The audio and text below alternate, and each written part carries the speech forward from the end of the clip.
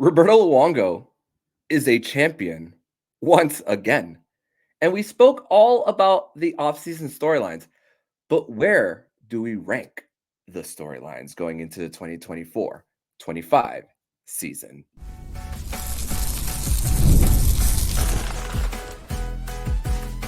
You're Locked On Panthers, your daily podcast on the Florida Panthers. Part of the Locked On Podcast Network, your team every day. And welcome into this Wednesday, September 11th edition of the Locked On Florida Panthers podcast, part of the Locked On Podcast Network, where it's your team every day. Thank you for making the Locked On Florida Panthers podcast your first listen of the day. I'm Roberto Velez from the Hockey News. You can follow me on X at Monoman12. Follow the show account on X and Instagram at LO_FLA Panthers. And shout out to the everydayers who come back here and get your daily Florida Panthers fix, and 3 to 4 times a week during the month of September. Today's episode is brought to you by Gametime. Download the Gametime app, create an account, and use code LOCKEDONNHL for $20 off your first purchase. So, Cats fans, very excited to once again be back with you guys on another edition of the show as we are 27 days away from opening night, Etulu days away from opening night, as we are just prepping for the season to start. We are a week away from Media Day. So, less than 168 hours away, but who is counting those hours? Apparently I am here, but on today's show, we are going to discuss Roberto Luongo being a champion again in another in hockey, but not included, but something in addition to the Stanley Cup. We're going to talk about Sam Reinhart being the Panthers representative for the North American Players Tour, and we're going to rank the off-season storylines 5-1 in the final two segments. And here to do that with me, it is Wednesday, which means today's a Winans Wednesday edition of the show. Jacob Winans is back here. Jacob, welcome back, my friend. Yeah, thanks for having me. It's unfortunate, but it's also exciting. The Summer of Champions is winding down. But that means hockey's right around the corner. We're almost at the season. I'm excited. But Jacob, like I said, I did say this on yesterday's show, because we do live in Florida and we don't experience seasons. Summer of Champions extends even into September and October, so we can have an extended Summer of Champions here for the Panthers here. But, I like that. Yeah. But let's discuss a great story that we heard just in the last 24 to 48 hours for Roberto Luongo, Hall of Fame goaltender that we so love here in South Florida, franchise legend. So there was an ad on Facebook of a beer league championship of a team that needed a goaltender to go up against a team that was a defending champion of said league for 5 straight years. And who comes into the locker room for the team to as their goaltender? It is no other than Roberto Luongo, and the team that he played for won by a score of 4-2, and they won their championship, their beer league championship. So when you heard that story, I laughed a little bit, but I was also for this one, I'm just like, man, it's great to see also him back on the ice, even if it's like in a casual setting like beer league. Yeah, I feel like he got a taste of winning the Stanley Cup, but now he's addicted to winning again in hockey. I thought it was awesome. It's cool to see him embrace his new his old man role. But also on the flip side of that, being on the other team, that has to suck when you're going into the championship game and then you see Hall of Fame goaltender Roberto Luongo going up against you. That'd be pretty deflating for me. But whoever scored those 2 goals on him, they've got a story that they can tell for the rest of their life. Scored 2 goals on Bobby Lou. That's pretty epic. But I thought it was awesome. Super cool. And we know Lou likes to be involved in the community. Very down to earth guy. Had to be pretty surreal to see him walk in the locker room in full gear when they were getting ready to play. Definitely made memories for a lot of those guys, and that's what hockey's all about. So I thought it was cool. I'd love to see how many saves he had, the goals against average, giving up 2 goals in beer league. Not not terrible, but this is Luongo we're talking about. I expected a shutout. And the tweet of the night for this one was from our friend Francisco Porta of Florida Panthers history, saying it took a Panther to get the Leafs a championship, as the team was the beer league Leafs there for them. So tweet of the night there from Francisco Porta, our friend there. But another story from the last 24 to 48 hours is we knew that the North American Players Tour for the NHL was going on in Vegas, but we didn't know who the representative was until just the last day. It's funny because we even spoke about on yesterday's show about Sam Reinhart during the first pitch last year and the whole offseason for the Panthers and momentum and everything, and what was asked for Erod when he threw out the first pitch at the Marlins game. But now for Sam Reinhart, different going in, and I'm sure his peers around him walking into the room, even though he's not really about himself, doesn't really talk a lot about himself. It's just I can only imagine not only the vibe going in, but saying, hey, here's a Stanley Cup champion walking into the room with all of his other peers. But also one statement that really Sam Reinhart made in the article that was written by Emily Benjamin is really about the drive for the team once again. And one thing that Rhino spoke mostly about is having to learn on the fly, because this is something that this team has never, and a lot of these guys outside of Carter Verhaeghe and Vladimir Tarasenko, even though Tarasenko is no longer with the team, it's something that they've never gone through before at this level. So like I said yesterday, it's human nature to not necessarily take your foot off the gas, but knowing that you've accomplished something, and for the team, that they know that for going into an off season that they are going to be the hunted. This is something so different for them. So it's something that they'd have to learn. And once again, for the schedule, I love that they're starting on the road as the champs coming to town for and getting the challenge early, so that this group isn't complacent. Oh, I absolutely agree. I think a road trip early in the season, or several road trips early in the season, one, it helps build chemistry right off the bat. And there are going to be some new faces, a lot of new faces. The entire bottom six almost is going to be different combinations that we haven't seen. And honestly, a chance for the same thing in the top six. If Matthew Samoskevich gets top 6 minutes, that's going to be brand new. The bottom six has Noshek, Greer, Boquist, like all these new guys. And then the defense has got a lot of new guys too. So having that road trip time for these guys to bond, build chemistry, get to know each other better, that's going to go a long way later in the season. And as we know, early road games mean late home games. And when the Panthers start to have their home stands and long periods of time in Sunrise, by that point, they should be a well-oiled machine. And that's when you can really stack some points in the bank and gear up towards the playoffs. But definitely not going to be an easy road by any means. And they are going to have to have that hunger level, because not only are the Panthers the defending champs, but they're also a really, really I don't know how to say this without sounding drastic, but they're a hated team. They're not the same as just any regular champion that comes to town and you want to dethrone the champion. They're a team that rubs a lot of people the wrong way with their style of play. The Panthers make a lot of enemies with the way they play the game. So there's always going to be extra juice from other teams trying to knock them off their high horse and get physical with them. And that comes with the territory. That's the Panther style.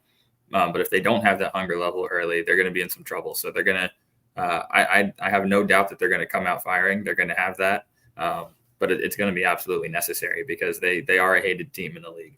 Yeah. And let's not forget that they were darlings just 2 years ago, but being a darling doesn't necessarily mean winning for them. And when you win, you become hated for sure in the league. Just ask the Pittsburgh Penguins, Tampa Bay Lightning, everyone. So it's definitely they are on everybody's radar coming into the season for sure. But we're going to transition over to segment number 2, where we are going to start ranking our off-season storylines that we've discussed all summer and now putting them 5-1. We are going to discuss this and more next here on the Locked On Florida Panthers podcast.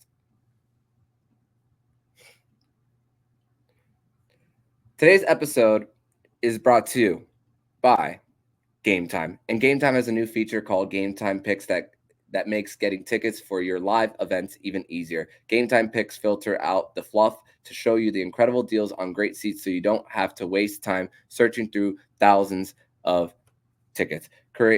And the seat views, you could get a panoramic view from your seat in the app before you buy. The lowest price guarantee or Gametime will credit you 110% of the difference. And the Gametime ticket coverage, your purchase is covered with the most flexible customer service policy in the ticketing industry. Download the Gametime app, create an account, and use code LOCKEDONNHL for $20 off your first purchase. Terms apply. Again, create an account and redeem code LOCKEDONNHL for $20 off. Download Gametime today. What time is it? It's game time.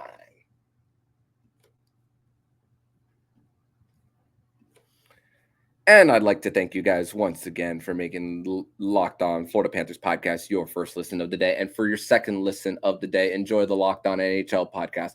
Locked On NHL provides you with a national perspective on all things NHL each and every day with national experts and local insights on every team in the league. Available on YouTube or wherever you get your podcast. Part of the Locked On Podcast Network. Your team every day.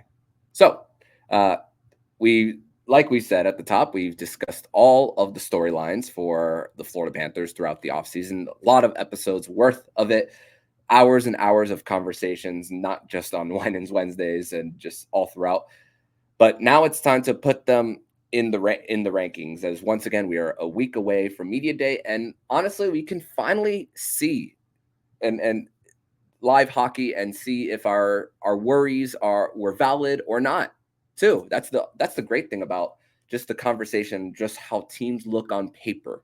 And the truth is, like every sports league, you don't win a championship on paper. So we are going to start with some of our number 5 on our off-season storyline. So I'm going to give you the floor first, Jacob, of your 5th biggest storyline for the Florida Panthers going into 2024-25. Yeah, my number 5. I'm going to go with the development of Mackie Samoskevich. I think that's a really, really big storyline to watch as we head into camp. The Panthers have a hole right now at right wing, and they had it last year for stretches, and that was really solved by trading for Vladimir Tarasenko at the deadline. So it's a situation where the Panthers are not unfamiliar, but they would prefer to have a guy who can fill that right wing spot, whether it's first line or third line, who can fill that spot, put up offensive production, not be a huge detriment defensively, and at least get them production to the trade deadline when they can add another deadline forward, which would likely be the plan again this year. So for me, that's Mackie. I think he's got the best chance.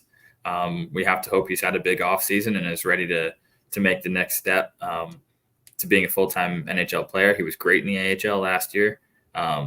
Fantastic offense. You'd like to see a little more defensively, a little more off the puck. That comes with time and experience and just building his NHL body. But I think now's the time. If he's going to make the jump, now's the time. He'd be in a great situation. So that's my number 5 storyline, is the development of Mackie. He's a guy who, if he pans out as a high-end complementary player on a cheap deal, coming off his rookie contract, he'll get a bridge deal, you would presume. That can really go a long way towards extending the Panthers championship window. Yeah, and getting some seasoning, getting 20 goals in it too, while still looking up at the NHL roster and saying, and for him, it being a motivating factor of wanting to be part of that solution for the Panthers. And I have that a little bit more up on my list too for the Panthers.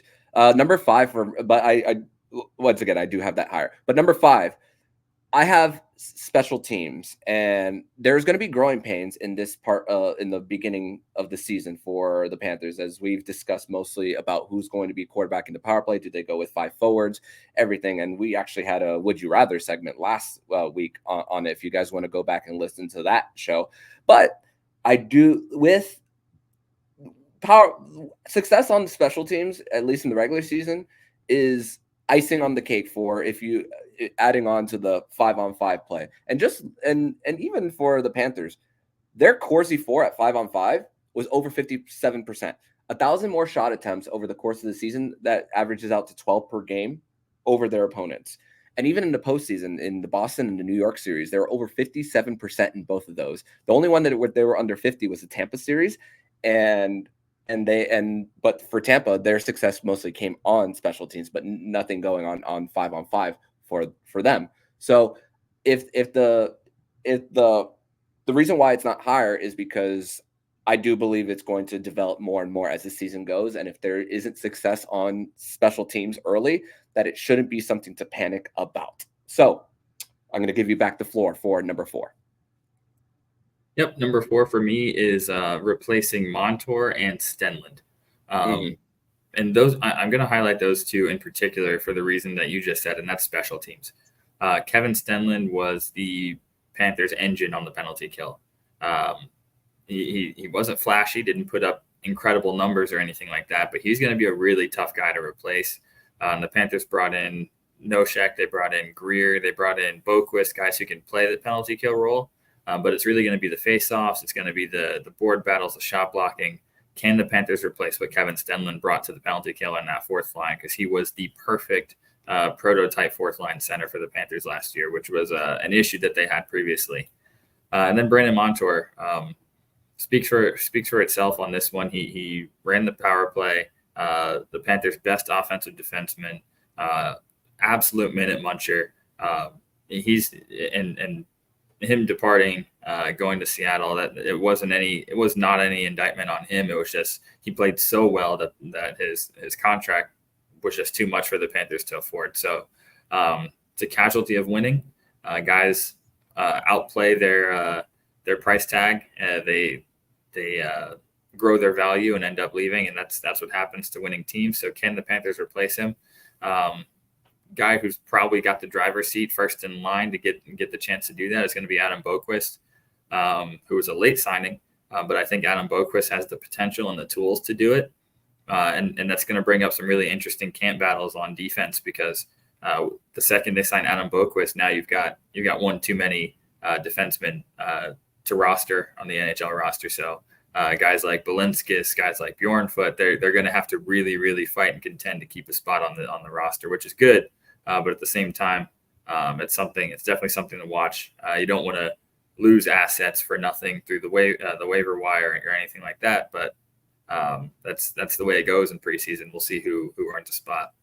Yeah, and to add on to for the PK denial of zone entries too, and how much time you can waste on the penalty kill, like when you get a clear of 10-15 seconds and get your proper changes too, so that you're not, although you do have to be more on your toes while on the penalty kill, those are very important factors into a successful kill for the Panthers there, which they were outstanding with last season. But number 4, I'm going to go a little bit with some of the players that you mentioned, and mine is continuity of players who spent a good amount of time with the team last year. And and you spoke about Balinskis, you spoke about Bjornfoot, but I also want to add the guys like Jonah Gadjevich there too. He was one of Forsling was a big storyline when he did get extended during the trade deadline, but it put Jonah Gadjevich a little bit under the radar, which for Gadjevich, I remember just talking about this with Nick on an edition of Fairbanks Friday, is maybe he's the biggest dark horse for the Panthers and how he's going to develop too. We've seen midseason extensions like Lomberg too with the Panthers there too, and Josh Mahura was another one that we saw midseason extension from just a few years ago too, even though he's no longer at the team. But what are the continuity of those players having a year under their belt, if they do get more minutes, what they're going to look like for now getting another year being with the team for a good amount of time, even though Balinskis went down a little later when they were starting to get healthy too. So that's another for the continuity of that. So number 3 for you, Jacob. Number 3, this one might be a little bit low. I feel like if you touch on it, it'll be higher on your list. But number 3 for me is the development of Spencer Knight. Him making the jump potentially to being the full-time backup. That's something to watch. Given the past year and a half of hockey that Spencer Knight has gone through, the mental health battle and the time in the player assistance program, coming back, starting in the AHL, I really struggled early on. Picked it up towards the end of the year. Was probably the best goaltender in the AHL down the stretch. Looked like he's ready to make it back to the NHL. The path is wide open for him now. He'll get some camp competition from Drieger for sure, but his contract demands that he should be on the NHL roster. He's being paid as a mid-level, really a mid-level starter salary wise in the NHL, and he'll be asked to be the backup. Bob's getting up there in years. It's time now to see what we have in Spencer Knight and see if he's the heir apparent. So that's a big storyline for me. We're gonna see what Spencer Knight brings to the table as soon as training camp opens. No doubt. And Spencer Knight is somewhere on that list, but he is not at number 3 for me. So number 3 for me, right before we transition over to segment number 3, the whole eyes on the present and the future for the Florida Panthers is, I remember just going into media day in 2023, just the focus, wanting to have more of that focus on Charlotte, whether Mackey does begin the season there or not. But also the fact that in the prospect pool for the Panthers, a good majority of the guys that they've drafted, not in the first round, but high with their first pick, they're not going to be part of the mix for the Panthers yet. Like the Grayson Sachin, the Linus Erikssons, Jack Devine, even though he's a 7th round pick, still hasn't signed his ELC. He's going to go back to 1 year of one more year at Denver. Justin Sword played 3 games in the NHL, which the Florida Panthers, according to Locked On NHL Prospects, have the 29th ranked prospect pool in the NHL. So it's really about what they're going to do down there in order to just keep an eye on that and to also build, like you said, those cheap contracts for Mackie Semiskevich being part of the mix for the Panthers and which he does have top 6 potential for the Panthers. And we even spoke about how we want to see him start off the season with Alexander Barkov on that right wing. But also the Panthers will give themselves an opportunity to trade for a guy at the deadline, just depending how it goes throughout the first 50 plus games of the year. But we're going to transition over to segment number 3, where we are going to continue our number 2 and number 1 biggest storylines for the Florida Panthers heading into the 2024-25 season. We'll discuss that next here on the Locked On Florida Panthers podcast. Today's episode is brought to you by Indeed. And we're driven by the search for better. When it comes to hiring, the best way to search for a candidate isn't to search at all. Don't search, match. Ditch the busy work. Use Indeed for scheduling, screening, and messaging so you can connect with candidates faster. And Indeed doesn't just help you hire faster. 93% of employers agree Indeed delivers the highest quality of matches compared to other job sites, according to a recent Indeed survey. And in leveraging over 140 million qualifications and preferences every day, Indeed's matching engine is constantly learning from your preferences, so the more you use Indeed, the better it gets. And the listeners to the show can get a $75 sponsored job credit to get your job more visibility at Indeed.com/lockedon. Go to Indeed.com/lockedon right now and support our show by saying you heard about Indeed on this podcast. Indeed.com/lockedon. Terms and conditions apply. Need to hire? You need Indeed.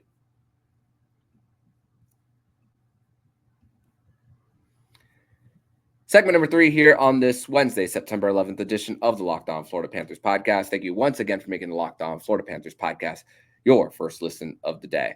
And continuing our rankings for our offseason storylines here for the Florida Panthers. And I'm going to give you number 2, Jacob. What is your second biggest storyline for the Panthers going into this season? Yep, my second biggest storyline. I was debating whether this was going to be number 2 or number 1, but my number 2 is who stays and who goes.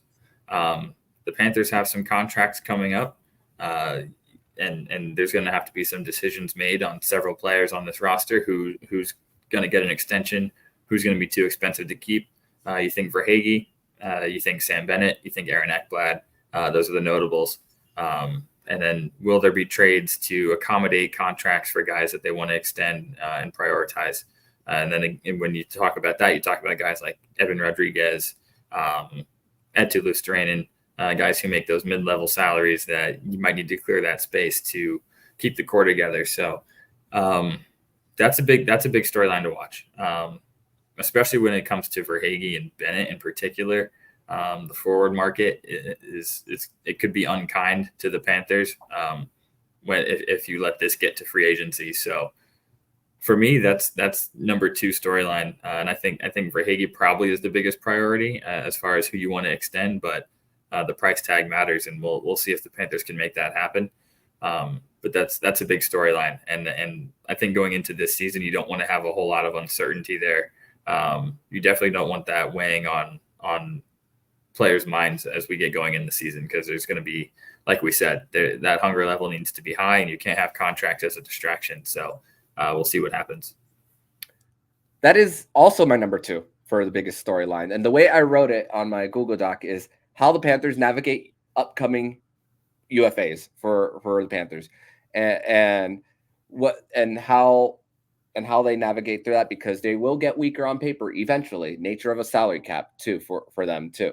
And crazy how you didn't mention Nico Mikkola, and I think that's valid that you didn't mention him, because of what he with $2.5 million, and then him being part of that, of the leaders in block shots and battling along the boards too. I think, and which we discussed on another edition of Fairbanks Friday a few weeks ago, is whose jobs are the safest. Nico Mikkola, in my opinion, once again is a player for the Panthers whose job is extremely safe, because it's just a very easy contract to keep on your books, and for what he brings to the table, there's a lot of value for him. And I like to see what J Fresh Hockey has as his actual value for what he brings to the table as far as closing gaps and winning those board battles for the Panthers.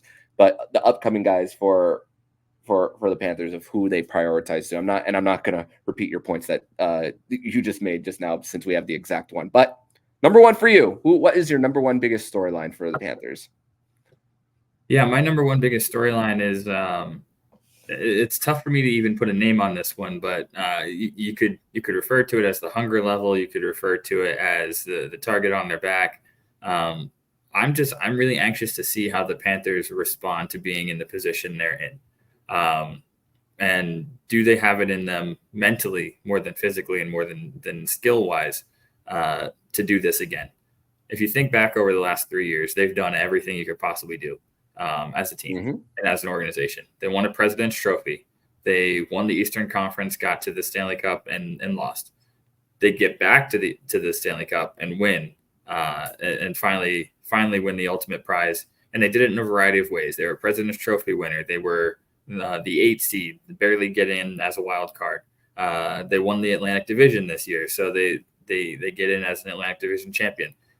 Their closet full of hardware is completely full from the last 3 seasons. What motivates you now? That's the biggest storyline that I'm looking at going into this year. And I don't expect any of these guys to not take it as seriously. I don't expect anyone to lack hunger or lack drive, but just naturally as humans and as athletes, when you've accomplished everything you can accomplish, it can be tough sometimes. And there's that, we call it the championship hangover. It can be tough to find that internal motivation to match the hunger level of the people who haven't won what you've won. And that's a big storyline for me to watch this year, is how do the Panthers respond to climbing the mountain and winning everything they could possibly win in the last 3 years? Can they find it in them to add to it? Yeah, and just based on the leadership in the locker room, it's the mentality is just never be satisfied, for even if you have been there before. And we always talk about act like you've been there. The Panthers thankfully are going to act like it because they have too, even, and they had that mentality even prior to even raising Lord Stanley's Cup there. But number one storyline for me is Spencer Knight and Sergei Bobrovsky, the tandem is it going to be a 50-30-ish split for them, somewhere along those lines, the camp competition for the second goaltender spot for the Panthers for them going into the season. So and Bob, he doesn't have to worry about his job. He, even though like we spoke about earlier about Sam Reinhart not really talking about himself, Bob is that type of person that won't be phased. He has that quiet confidence about him. So, but also really about the fact that for the Panthers, they realize that even though they dominate possession and have a lot of shot suppression, the number one factor into winning a Stanley Cup is goaltending. That is your number one factor, just like quarterback play in the NFL, that you need to have that backbone for the Panthers. And can Spencer Knight show at least a little progress because you got to see what you have. And I'm not saying Spencer Knight will start a majority of playoff games if they make it this year. Well, when they make it, excuse me. But as soon as next year, you're going to have to see maybe that passing of the torch for the goaltending department, but you have to see a little bit of signs of progress this year for them. So that is the number one storyline that I'm looking forward to as we are once again a week away from Media Day. But before we wrap up this edition of the show, we have a little bit of off the ice news for what is going on in the growth of hockey. And I want to give you the floor for a little bit of what you know, Jacob, on what is going on in the state of Florida, not only the state of Florida, but outside of the state. Yeah, so a really cool project that many people know about. It's funny you said off the ice, because I guess technically it is off the ice and on the synthetic ice. The Anthony Duclair Foundation is finalizing construction right now of their first ever synthetic ice rink at Boyd Anderson High School. If you recall, earlier in the year, they broke ground on that. Even though, and it's very cool because even though Anthony Duclair no longer plays for the Panthers, he's still extremely active in the community, runs his camps down here, and is actively working as they finish up this rink in Boyd Anderson. But I recently, in the past week and a half, found out from several people within the foundation that they do have some pretty awesome expansion plans to build several more of these synthetic ice rinks across South Florida and across the state as a whole, and even up into Canada and out in the West Coast, which is very cool. One of the perks of the fact that Anthony Duclair has played for so many teams in so many different markets is that he's able to leave his footprint in so many of them. And him playing for Tampa, for example, is a blessing in disguise because now he's able to leave a footprint across the entire state. And the goal is for the foundation to have several of these rinks pop up. So that's what they're currently working on. The Boyd Anderson rink is opening soon. Definitely before the end of the year. The goal is for it to be in the next month. But I highly encourage anyone who is serious about the growth of hockey in Florida, just find ways to get involved. I'll definitely be over the next few weeks sharing links and posts and things like that to get the awareness out there and give people an opportunity to get involved, whether it's volunteering, whether it's donating, whether it's fundraising, even just liking and sharing helps a lot. But I feel like it is kind of our responsibility here in South Florida as fans of the sport, and we've been talking about it for so long about the growth of the game. It's one of a kind. These synthetic ice rinks, they're inexpensive. The ice time to get in an actual rink is extremely expensive, and it's cost prohibitive for a lot of young people who normally would love to play hockey but just can't afford to. And these synthetic ice rinks offer a solution to that problem and give them their entryway into hockey. So we talk about it a lot. What we'd like to see happen in Florida and the continued growth of the game and getting more people involved, especially from communities that normally wouldn't be exposed to hockey or get a chance to play. And you never know, the next great talent could come from a synthetic ice rink at Boyd Anderson High School. You never know. So yeah, just excited to share that they have grand expansion plans. And yeah, I will definitely be active on social media over the next little bit, sharing ways that we can, as a South Florida fan base and as Panthers fans, support Duke and his foundation and making sure we do our part to help grow the game here. So I really do appreciate you giving me some time to share that with everybody. Yep. And after breaking ground in February, which we spoke about it then, and Alex Baumgartner of 5 Reasons Sports was also present there to ask some questions there. And after 7 months after breaking ground, it is almost ready and now expanding and just continuing growth of the game. And Boyd Anderson around the area, as we spoke about, a very underprivileged community. So that is a big factor into why that location is a part of it when it comes to choosing that location. And hopefully we see more growth over and over again for this sport that we love so much. And you and I have a voice here. And that's what we're trying to do. We're trying to spread the word on just the growth. And I feel as if it's my duty to do so. And Jacob, I want to thank you so much for sharing that. But as we wrap up the show, I can't wait to see what you share, by the way. But if people want to follow that and see what you have to share, tell everybody where they can follow you. Yep, definitely. You can follow me on X at JacobWinans8. And yes, like you said, I will definitely be following up with news, with expansion plans, with opening dates, everything there is to share as this project keeps rolling. We'll definitely be active in making sure the South Florida community is aware and gets to get out there and experience it for themselves. And yeah, just giving everybody a chance to do their part and help grow this sport down here. It's been an awesome summer.